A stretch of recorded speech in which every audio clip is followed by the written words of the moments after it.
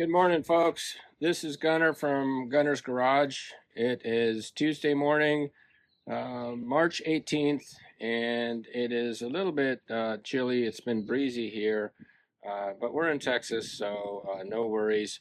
Not really anything that you folks from the Midwest and the East Coast aren't used to already. But anyways, I'm here ready to do my yearly maintenance procedure on my Oasis Hydronic heating system. First off, the fuel filter, which is super easy to replace because it's right next to the generator, which slides out on the front of the coach. It is a Newmar 2008 Dutch Star. 4304 is the model. And the other part of this yearly procedure is to replace a couple of inline filters and the igniter that reside underneath the front cover inside or near the combustion chamber. So without further ado, let's get to going. I'm going to show you real quick what came with the kit that I got off of Amazon. There's the kit.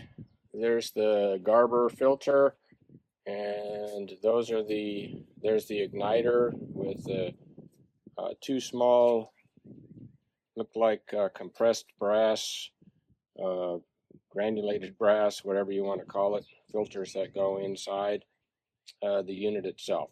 So let's get going on replacing the filter. All right, folks, here is the hydronic heating system fuel filter. It's like a pretty large fuel filter, and you can just remove it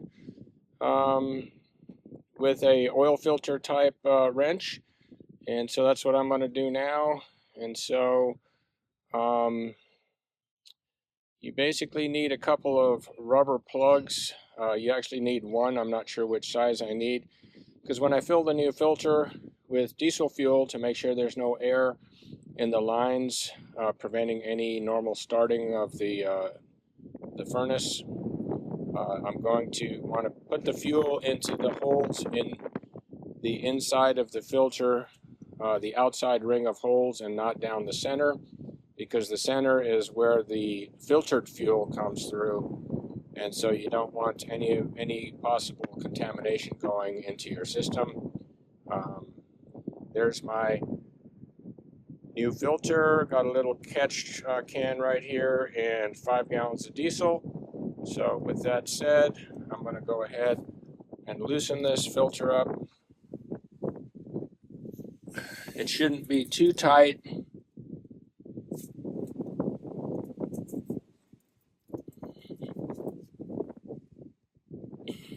It is pretty tight.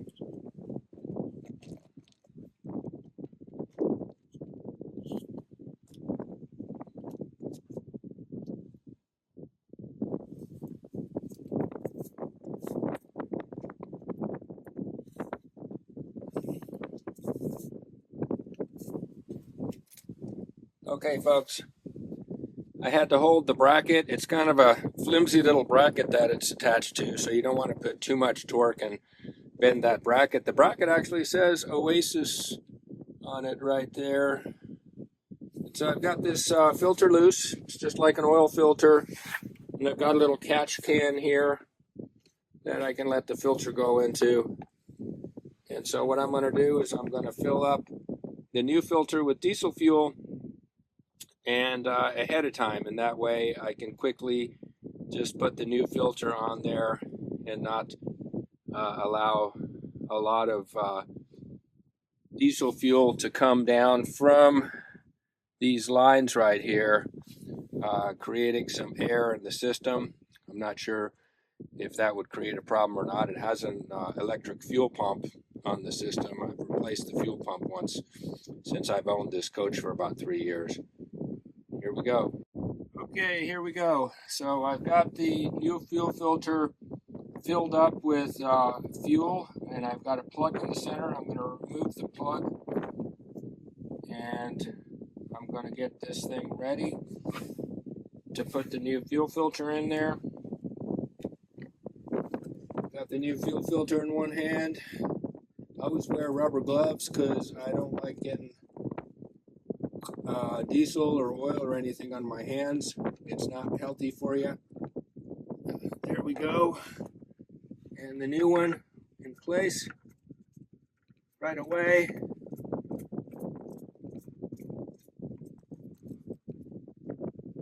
You really don't need to go more than a quarter to half a turn, and it is tight.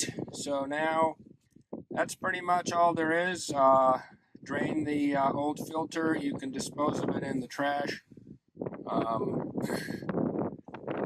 So I'm going to go ahead and hit the switch, take my gloves off, and we're going to see, put a new pair of gloves on, we're going to see how that hydronic system fires up. Shouldn't be too much air in there. There's my burner switch. I'm going to hit that.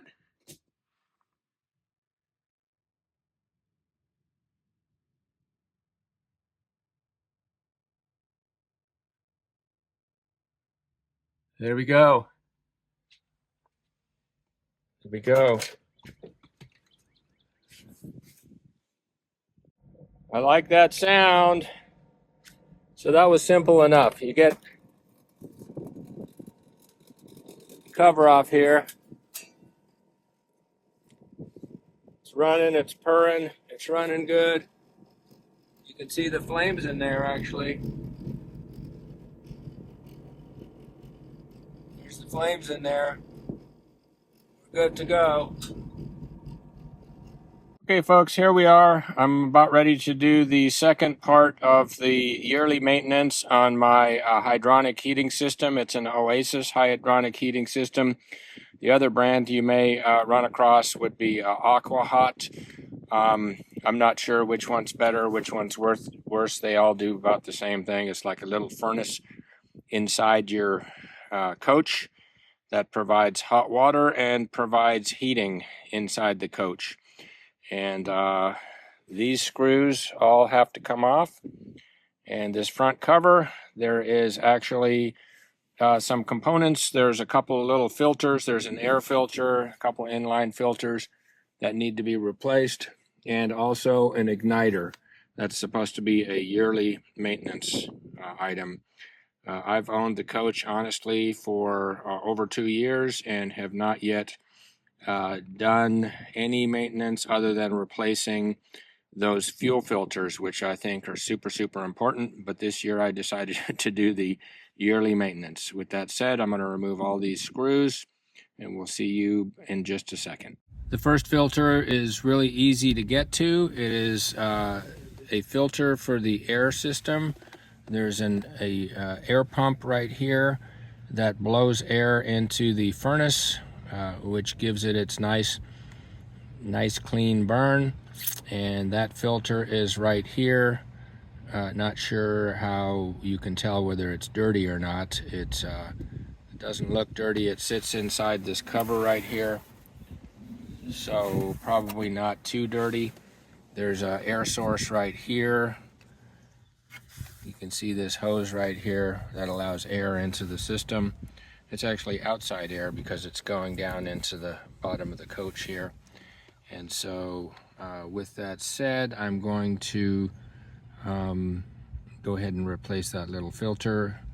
The other filter is, I believe, under this cover, which is actually your burner box, but we'll take a look at that secondarily. This little air filter is a 9/16 wrench with a counter hold of 5/8. So we're just going to loosen that up. It's not very tight in there at all. It just comes right out.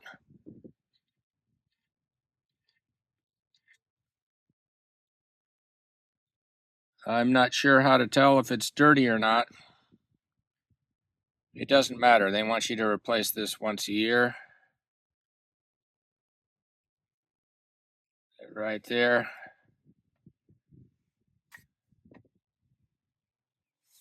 And I got the new one right here. It looks bright and clean, but I don't know. I guess we'll replace it. Put it in there, snug it down. It doesn't have any Teflon tape or anything on it. So we're just going to snug that down. The other one wasn't really that tight. There's no fluid or anything. It's just air. I don't think it's about as tight as it was. A little bit more. I don't want to over tighten anything. There we go. A little snug, one-handed. That's it. So that completes that filter. And now we're going to get into the other two filters. Actually, there's one filter left. There's two filters total. And so we'll show you how to replace those two momentarily. Okay, folks, now the next step is going to be to remove this plate. There's 4 screws. That's where your igniter and your filter for the fuel nozzle is inside underneath that plate. So I'm going to go ahead and remove that, and we can see what we got. There we are. We can see here is the holder. Fuel goes in there. There's the photo sensor right there, and the nozzle is inside here. So we need to undo this little thumb wheel, and this whole assembly should pull out. And then the igniter, I can feel the igniter. It's up in there, and we're going to pull that out and replace it as well. Right there is the nozzle, the burner nozzle. That's what makes the fuel come out into the firebox, and it is extremely dirty on the outside, really sooty. I'm going to clean that off and take that nozzle out, and we're going to put that inline filter, replace that filter, inspect the nozzle, make sure it looks okay. Okay, folks, that nozzle was in there really tight. It really doesn't need to be very tight at all, just enough to keep it from coming apart. And there is the O-ring and that little piece that comes out. So we're going to have to take this apart. The tip of the nozzle doesn't look too bad. There's the tip where the fuel comes out. It's a spray. And we're going to clean it all up, put a new O-ring.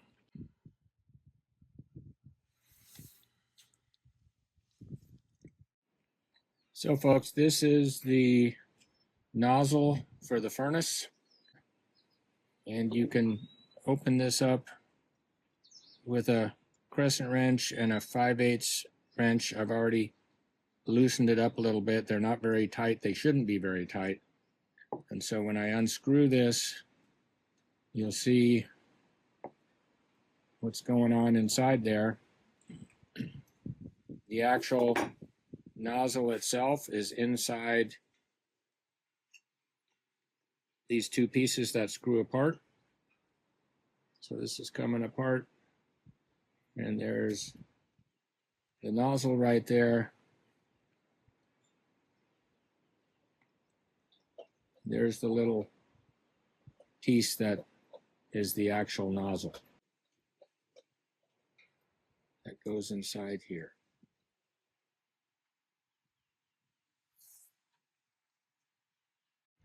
All right, folks, this is the actual jet right here, and it goes underneath this right here, and this screws on top of it.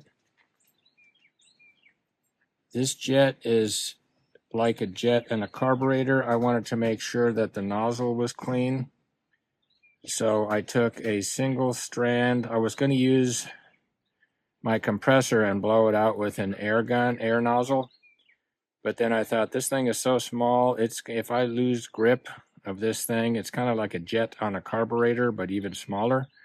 So I took a single tiniest strand of copper wire that I could find, and it just pushed it right through just to make sure there's no debris in there.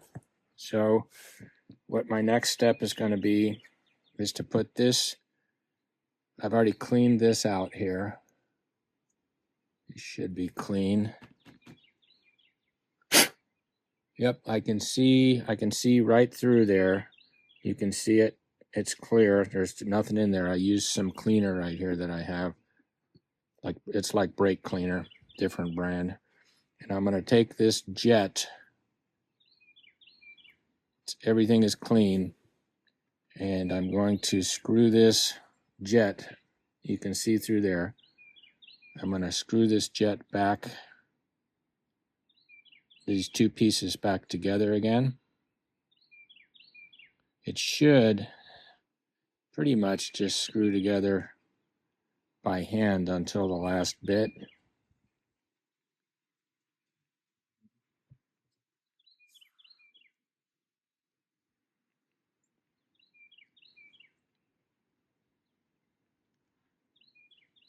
There you can see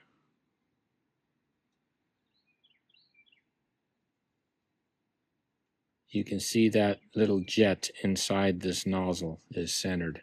And that's the way it's supposed to look. And I'm going to just very carefully, with my 5/8 wrench, very carefully, it doesn't take much, just a snug right there. You don't want to force it. This little O-ring is going to get replaced. I've got a new O-ring for it here in my kit. A little O-ring in the bottom.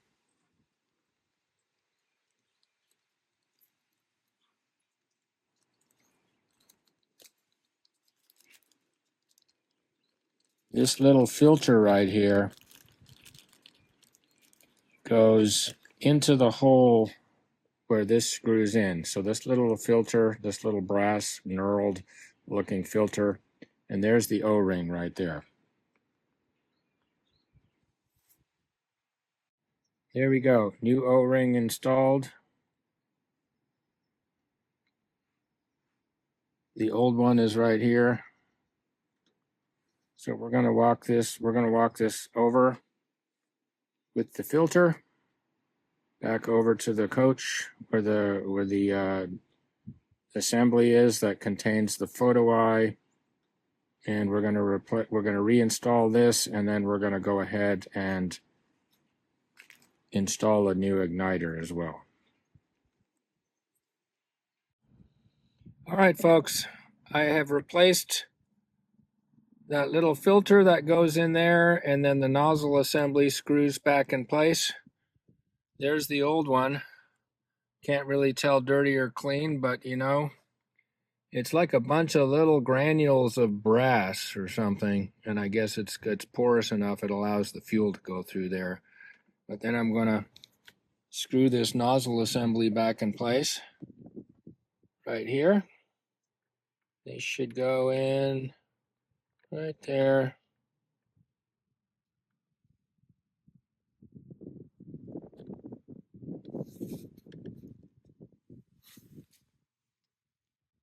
It should pretty much just screw in all the way using your fingers for the most part. And then on that last little bit, it's not going to take much, just a little snug. That's 9/16. Here's my 5/8 wrench. Just a little snug. It doesn't more than that. That's all it needs. If you over tighten it, it's not going to be good. And then I'm going to take the igniter out, and I'm going to replace that. Disconnect the two wires for the igniter.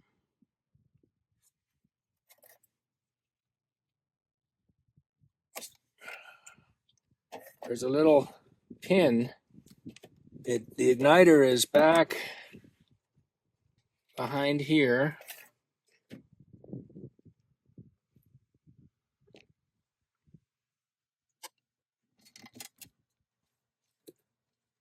And there's a little pin here.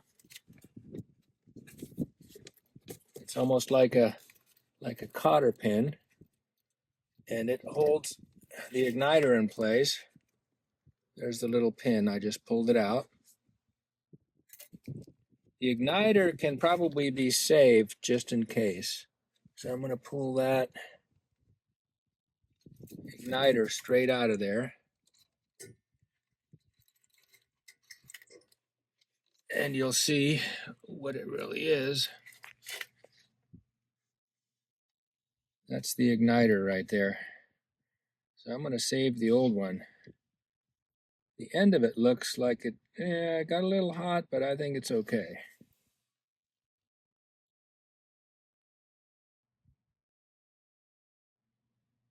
There's the new igniter, nice and clean. I'm going to have to get down in there and turn this camera off while I try to position this in correctly. But I'm going to slide that back in there in this position here. And then I'm going to take this pin, bobby pin, cotter clip, whatever you call it, and we're going to put that back in to hold it in place and reconnect the wires. Alrighty then, I have cleaned off the whole area where the photocell, there's a tiny hole right here where the photocell reads what's going on in there, and I'm going to put this assembly back in this tube. It just kind of sort of fits in there. This little wing nut, push that all the way in. These wires out of the way, and I'm going to tighten up the wing nut by hand. That's why they have a wing nut on here. And then I'm going to give it just one little extra, not a lot, a little bit. You don't want to break it off, just to keep it from working its way out. So now we're going to put the cover back on. Now that I got this cover back on and installed the screws by hand, I'm going to put my electric grill on about a 3 so it can ratchet. Then I'm going to tighten these up a little bit at a time. One side to the other. There we go. One side to the other. Bottom one.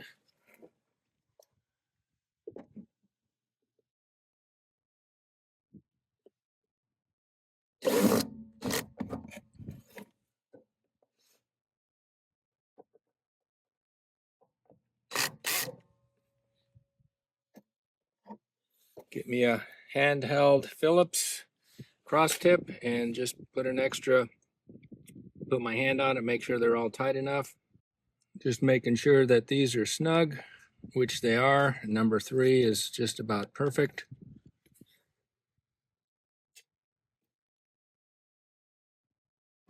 Turn the power on out here. Let's see what happens. Igniter is on. There we go. It's working good.